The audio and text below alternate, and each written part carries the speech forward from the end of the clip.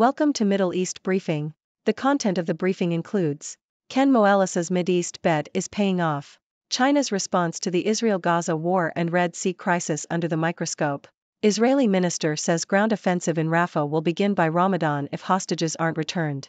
Palestinians to Hague court, Israeli occupation is illegal. As Gaza war rages, top UN court to hear arguments on Israeli occupation. Ken Moelis's Mideast bet is paying off. Bloomberg.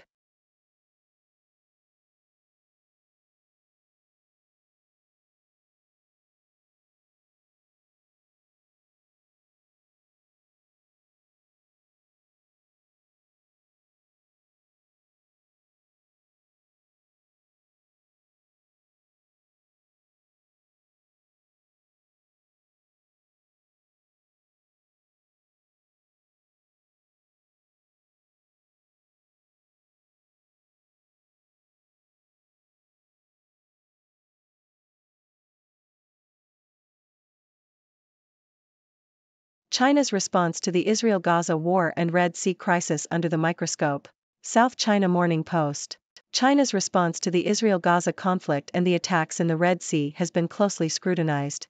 China has engaged in shuttle diplomacy, hosting foreign ministers from Arab and Islamic countries, and dispatched its envoy to the Middle East in an attempt to defuse tensions.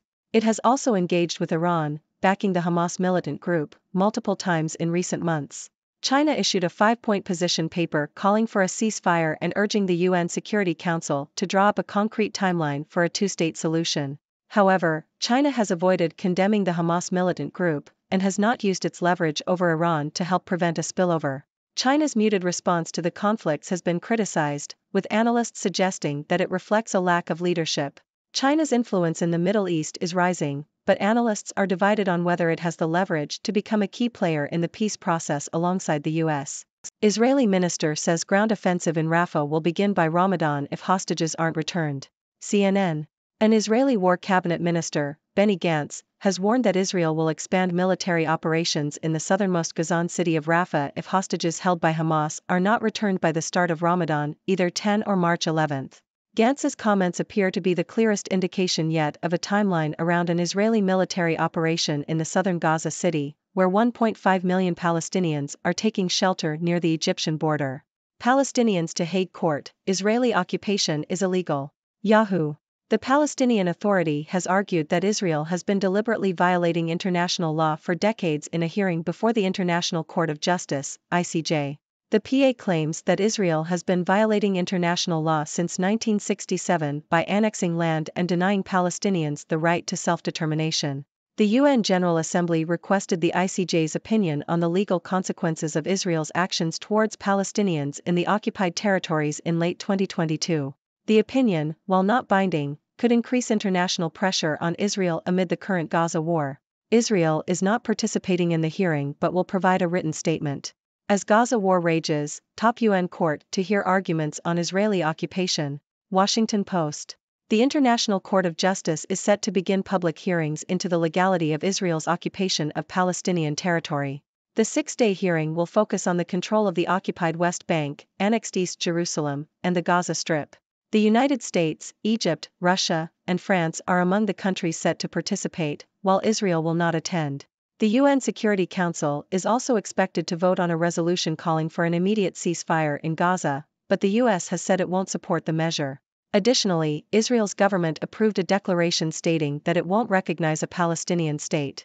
Britain is fighting extremism the wrong way. Foreign policy. The recent ban on his butyric HT by the British government is short-sighted and counterproductive. While HT may hold radical views, it has been engaged in peaceful activism and has no connections to political violence. The ban not only makes it harder for British authorities to monitor the group, but it also weakens British democracy. Instead of outlawing such groups, democratic states should monitor them to prevent political violence while empowering citizens to challenge their radical ideologies. The ban of HT in Britain is in contrast to other Western democracies, such as Australia, Canada, and the United States, which have not banned the group. By allowing HT to participate in the marketplace of ideas, it can be challenged by those who disagree with it. Banning the group may actually increase its appeal among vulnerable individuals, as it confirms the belief that it is on the right path. Outlawing HT would also make it more difficult for law enforcement agencies to observe and influence the group's activities. In the fight against extremism, it is important to draw the line at violence. Extremist groups that engage in or support political violence should be banned. However, groups like HT that advocate peacefully against Western values should not be outlawed. Political leaders must be careful not to weaken democratic institutions in their efforts to protect them.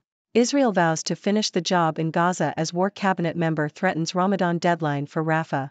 ABC. Israeli Prime Minister Benjamin Netanyahu has vowed to finish the job in Gaza, despite growing international pressure to halt the military offensive. A member of his war cabinet has also threatened to invade the southern city of Rafah if the remaining Israeli hostages are not freed by the start of Ramadan. Israel's government has not publicly discussed a timeline for a ground offensive on Rafah, but retired General Benny Gantz, an influential member of Netanyahu's war cabinet, stated that if by Ramadan our hostages are not home, the fighting will continue to the Rafah area. UAE bucks global slump as non-oil trade nears $1 trillion. Bloomberg.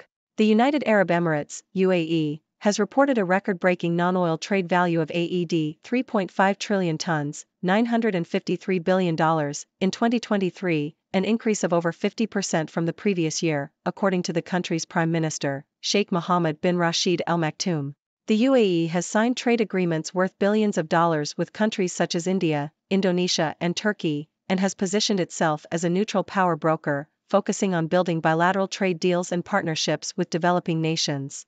Other trade-reliant economies such as Singapore and Hong Kong have seen their commerce decline in 2023, while global trade is estimated to have shrunk by 5%. The UAE's foreign commerce with new partners was key to its resilience, with bilateral trade with Turkey more than doubling over the past year, trade with Hong Kong and China increasing by nearly 50%, and trade with the US rising by 20%. EU launches Red Sea naval mission to protect shipping. Al Jazeera. The European Union has launched a naval mission, called Operation Aspides, to protect cargo ships in the Red Sea from attacks by Yemen's Houthi rebels. The naval mission will involve warships and airborne early warning systems from several EU countries, including France, Germany, Italy, and Belgium. The mission aims to ensure freedom of navigation in the Red Sea and protect European interests. The Houthis have been attacking commercial and military shipping in the Red Sea since November, causing disruptions to global trade and increasing shipping costs. The foundation feeding thousands in Hebron impoverished by Israel's war. Al Jazeera. The Taqiyya is a charitable foundation in the Islamic tradition that provides food and shelter to those in need. The Taqiyya in Hebron has been in operation since 1279, and despite the difficulties caused by the Israeli checkpoints, it is still able to provide 1,000 meals per day. However, the recent attacks on Gaza have caused a chain reaction of economic distress, and the Palestinian Authority has had to increase funding in order to cope with the increased demand for food. Despite the challenges, the Taqiyya team is determined to not let anyone go hungry.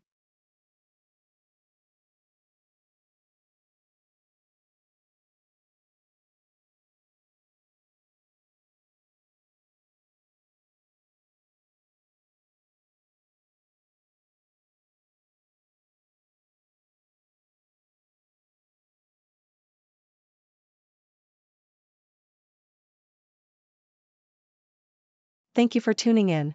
The content above showcases the latest briefing reports and analytical synopses, thoughtfully curated by the 6Do team.